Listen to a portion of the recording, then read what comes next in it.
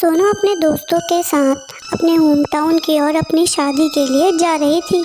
वाह, लग रहा है तेरा गांव आते आते ठंड भी आ गई है। कितना प्यारा लग रहा है। सोनम और उसके सभी दोस्त दिल्ली में रहा करते थे, तो उनके लिए पहाड़, नदियाँ सब बहुत अच्छा था। रात काफ़ी हो चुकी थी। वो सब ड्राइविंग करते करते सोनम के घर की ओर जा रहे थे। तुम लोगों को पता है, मेरे गांव में बहुत कुछ है जो तुम देख सकते हो। वहाँ की मार्केट्स, वहाँ के खाने पीने की चीज़ें, ऐसी चीज़ें जो तुमने कभी नहीं खाई होंगी।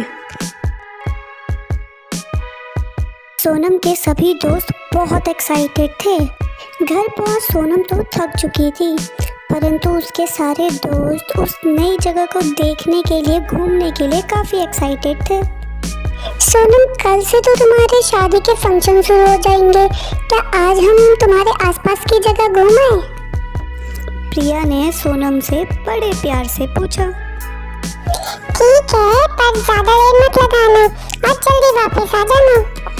थोड़ी देर में सभी दोस्त तैयार होकर नीचे आ गए और प्रिया का वेट करने लगे। प्रिया बाल बनाने, खुद पे सेंट छिड़कने का काम कर रही थी।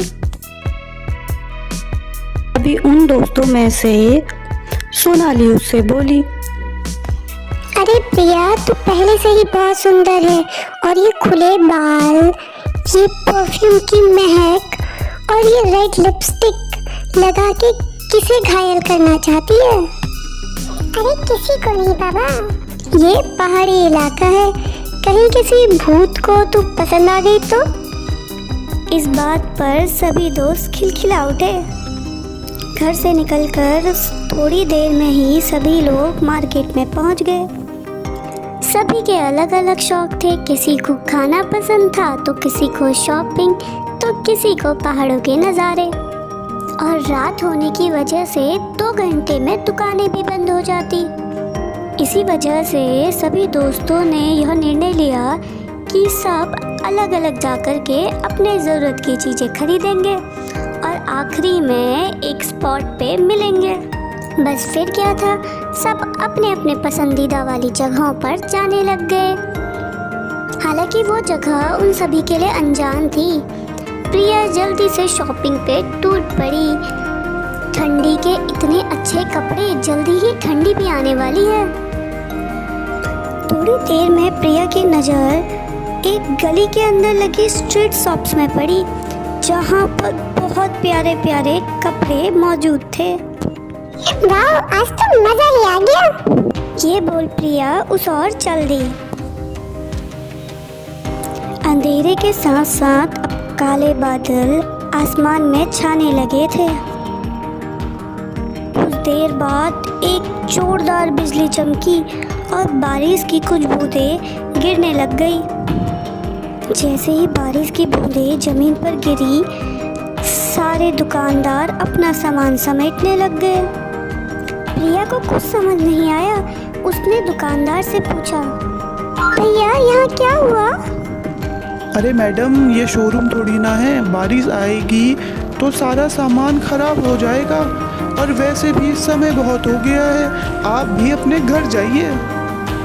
बारिश की कुछ बूंदों ने दुकानदारों के बीच एक कोलाहल सा माहौल बना दिया। सब इधर उधर भागने लगे। प्रिया को कुछ समझ नहीं आया। उसने इधर उधर देखा तो वो शायद थोड़ा कंफ्यूज हो गई। उसे समझ नहीं आ रहा था कि सोनम का घर किस ओर है। पर देखते ही देखते कुछ देर में पूरी सड़क सुनसान हो गई। प्रिया को अब भी रास्ता समझ नहीं आ रहा था, पर एक रास्ता चुनकर वो उस रास्ते में आगे बढ़ने लगी, बिना ये सोचे कि वो सही है या गलत। आसमान से हल्की हल्की बूंदें टपक रही थी। बारिश और हल्की आंधी से प्रिया की आंखें बंद हो रही थी। तभी एक हवा का झोंका उसके कानों के पास से गुजरा और उससे आवाज़ आई, प्रिया, प्रिया, प्रिया, प्रिया। आवाज़ सुनकर प्रिया एकदम से डर गई और अपने आसपास देखने लगी। डर से उसका गला सूखने लगा।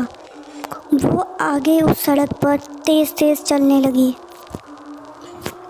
जब वह तेज तेज सड़क पर चल रही थी, प्रिया को अचानक ये महसूस हुआ कि उसके पीछे कोई उसका पीछा कर रहा है।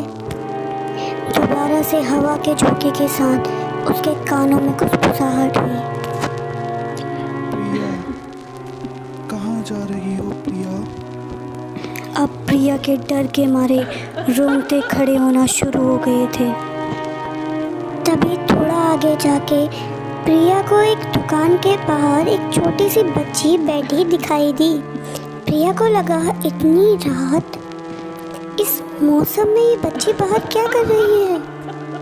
प्रिया उसके पास गई और बोली, बच्ची, तुम यहाँ क्या कर रही हो? उस बच्ची ने नजरें उठाकर प्रिया को देखा और कहा, मैं तो यही रहती हूँ। प्रिया को लगा वो बच्ची आसपास ही कहीं रहती होगी। तब उसने सोनम के घर का पता उससे पूछना चाहा। तुम्हें पता है ये घर कहाँ है? उस बच्ची ने बड़ी गंभीरता से प्रिया के चेहरे को देखा और उसके बाद एक नज़र प्रिया के पीछे डाली। मैं आपको यहाँ छोड़ सकती हूँ, परंतु मेरी एक शर्त है कि मेरे साथ चलते हुए आप पीछे नहीं मुड़ेंगी। प्रिया ने हामी में सिर हिलाया और उस बच्ची के साथ उसके पीछे पीछे रास्ते में चल दी। लगातार होती बारिश, कड़कती बिजलियाँ और ये घने कोहरे से भरा मौसम, ये सब प्रिया के मन में अनेक सवाल पैदा कर रहा था। ये बच्ची के माँ बाप कहाँ हैं? ये इस तरह सड़क पर क्या कर रही थी? उसने हिम्मत करके उस बच्ची से पूछा, क्या तुम भी उसी गांव में रहती हो? हाँ प्रिया दीदी। प्रिया एकदम से सन्न पड़ गई। प्रिया दीदी, पर तुम्हें मेरा नाम कैसे पता? आप सोनम की शादी में आए हो ना? क्या तुम सोनम को जानती हो? तुम्हारा नाम क्या है? उसने बड़ी गंभीरता से प्रिया की ओर देखा और कहा, सुहाना। तुमने बताया नहीं, तुम्हें मेरा नाम कैसे पता? उसने प्रिया की ओर देख एक अजीब सी मुस्कुराहट पास की और आगे चलती गई। प्रिया भी डर के मारे उसका पीछा करती गई। थोड़ी देर बाद प्रिया ने उससे कहा, ये वो रास्ता तो नहीं है जो सोनम के घर की ओर जाता है? ये शॉर्टकट है, दूसरे रास्ते से आपको और चलना पड़ता और ऐसे मौसम में उस रास्ते से जाना सही नहीं। प्रिया को उस बच्ची की बातें सुनकर डर तो लगा, पर ये सोच के कि बच्ची ही तो है, वो उसके पीछे जाती रही। कुछ देर चलने के बाद प्रिया को सोनम का घर दिख गया। गेट के पास आते ही वो बच्ची बोली, ये लो, आ गई आपकी मंजिल। प्रिया ने उससे कहा, तुम अंदर नहीं आओगी? नहीं। तुम इतनी रात अकेले भला कहाँ जाओगी? तुम भी अंदर चलो ना। मेरा काम था आपको आपकी मंजिल पर पहुंचाना। अब आप यहाँ से आगे खुद चले जाइए। इतना कहकर वो बच्ची दूसरी ओर मुड़ गई। कुछ देर तक प्रिया वहीं खड़ी सारी चीज़ें सोचती रही। अचानक उसे लगा कि बच्ची को अंदर ले जाना चाहिए। वो पीछे मुड़ी, पर वहाँ कोई नहीं था। सड़क पर दूर दूर तक सन्नाटा छाया हुआ था। वो बच्ची अचानक कहाँ गायब हो गई?